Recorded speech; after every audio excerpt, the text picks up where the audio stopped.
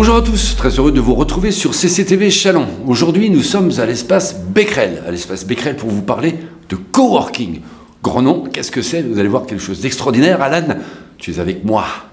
Absolument, Will. Bonjour Alan. Salut, mon Will. Oui, nous allons parler donc coworking. Oui, parce que tous les deux, par exemple, nous travaillons en collectif. Oui, parce que... Nous communiquons. Oui, alors nous correspondons. Oui, alors le coworking, en fait, on va vous en parler aujourd'hui. N'est-ce pas, collègue? Collègue. Tiens, c'est un autre collègue. Il y en a plein, en fait. Reportage.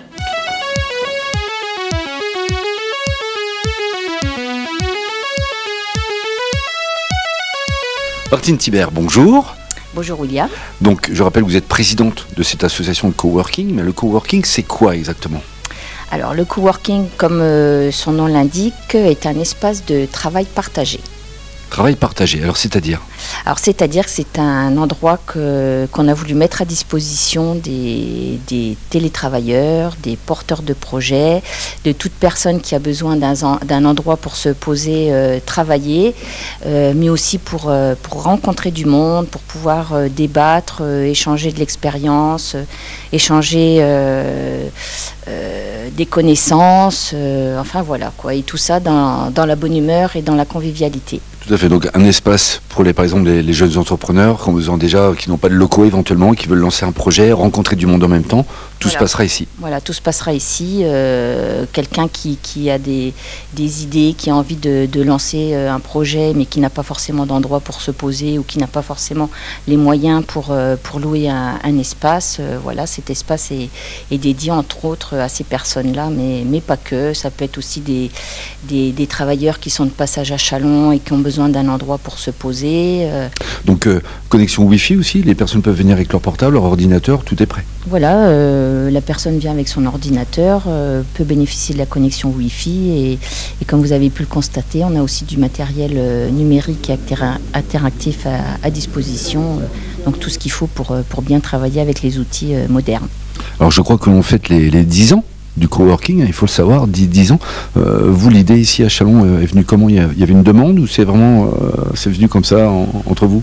Eh bien, c'est venu des entreprises qui sont basées ici sur le site de Becquerel, qui ont déjà l'habitude de collaborer, de travailler ensemble. Et puis, vu la conjoncture, en début d'année, on s'est dit, mais qu'est-ce qu'on peut faire pour maintenir les jeunes entrepreneurs et les porteurs de projets à Châlons? Qu'est-ce qu'on peut faire pour redynamiser un petit peu le site? Et puis, voilà, de fil en aiguille, on s'est intéressé à ce projet de coworking et on a démarché auprès de la capsule de Reims, auprès de l'espace de coworking de Metz et puis on a décidé de se lancer. Des projets, je crois, un fort projet par rapport, j'ai cru comprendre, à une imprimante.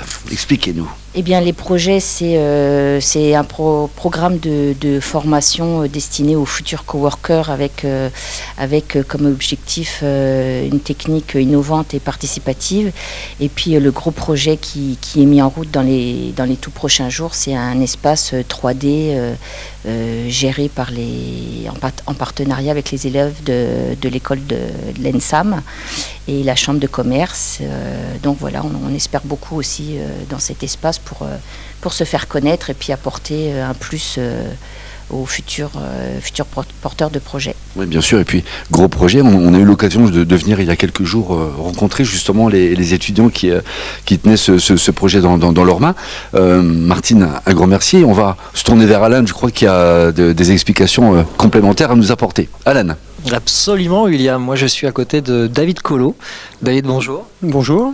Donc, est-ce que vous pouvez nous en parler un petit peu plus de cette fameuse imprimante 3D? On entend beaucoup parler et on attend beaucoup d'elle. Alors, ce qu'on a souhaité apporter à cet espace de coworking, c'est une note un peu technologique. Et donc, on a décidé de mettre en place un spot 3D qui sera composé d'une imprimante 3D, d'un scanner, d'un PC et des logiciels qui permettront de faire du dessin. Donc, tout cet ensemble, on appelle ça le Fab Lab, c'est ça? On peut dire que c'est une première étape vers un Fab Lab parce qu'effectivement, on pourra envisager derrière l'adjonction d'autres matériels de type découpe laser ou centre d'usinage. Et l'ENSAM a un rôle prépondérant dans ce projet. Oui, effectivement, on s'est associé avec l'École des Arts et Métiers dans le cadre pédagogique d'un projet métier. On a 3 étudiants qui sont là une journée par semaine et qui travaillent sur la mise en place de ce Fab Lab. D'accord, 3 étudiants. Il me semble qu'on en a 2 ici aujourd'hui avec nous.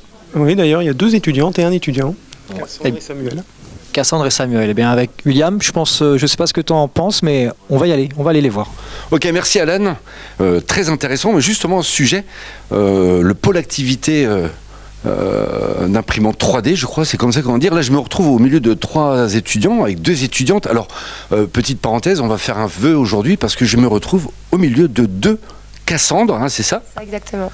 2 Cassandre, et puis Samuel aussi qui est avec nous. Donc, pour expliquer un petit peu aux personnes qui nous regardent, vous avez donc été, non pas choisi, mais tiré au sort, je crois, parmi plein de monde pour ce grand projet.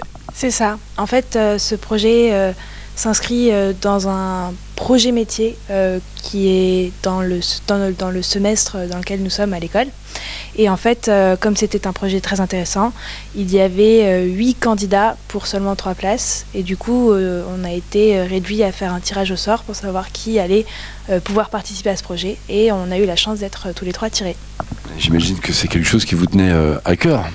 Tout à fait, exactement. On est très contents de pouvoir réaliser ce projet. Et en plus, ensemble, parce qu'on s'entend bien, donc c'est une bonne chose en plus. Vaut mieux hein, pour ce type de projet-là. Alors, expliquez-nous un petit peu. Ce projet, justement, c'est quoi? Donc, dans cette salle de coworking, on va mettre en place un pôle impression 3D qu'on va pouvoir mettre à disposition des utilisateurs en fait, qui vont pouvoir venir réaliser des pièces eux-mêmes. Donc là, on vient de recevoir le PC, on met en place des logiciels, on va bientôt recevoir l'imprimante et ensuite, on pourra former les gens pour qu'ils puissent venir réaliser leurs pièces eux-mêmes. Donc vous travaillez à ce que ce logiciel fonctionne encore mieux ou simplement pour apprendre les gens qui vont venir? C'est quoi exactement votre fonction? En fait, nous, c'était la mise en place. Donc déjà, il a fallu faire un gros travail de recherche au niveau imprimante 3D, logiciel, ordinateur, scanner, parce qu'on aura aussi un scanner 3D normalement, pour savoir ce qu'on allait mettre en place qui répondait aux besoins ici, parce qu'aujourd'hui, il y a beaucoup de modèles différents. Et donc ensuite, comme l'a expliqué Cassandre, notre travail, ça va être, une fois qu'on aura tout installé, ça va être de former les gens à son utilisation. Samuel, on va faire parler un petit peu le garçon quand même. Justement, ces impressions 3D, qu'on comprenne bien, on peut imprimer quoi? Si je dois poser une question toute simple.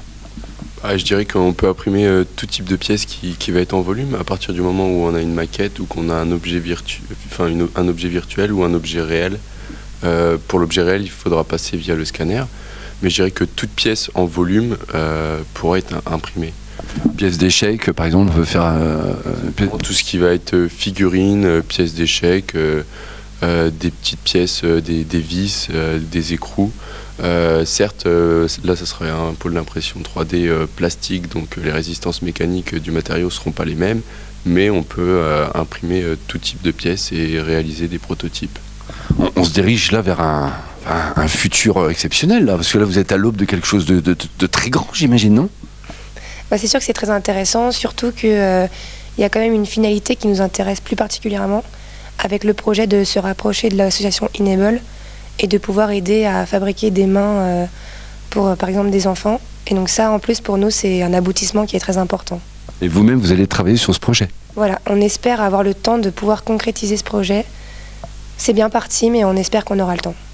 Écoutez, on vous souhaite en tout cas tout plein de réussite, parce que là, vous avez un projet qui est magnifique. La conception des mains, je ne sais pas si vous imaginez, révolution extraordinaire. Après, on pourra peut-être refaire des têtes, un corps. Hein. Alan, notamment, on regardera un petit peu pour toi ce qu'on peut faire, mais là, il faut déjà un scanner un petit peu plus grand. On va se tenir au courant. En tout cas, merci à vous, bonne continuation. Vous étiez sur CCTV Chalon. Un grand merci, ciao.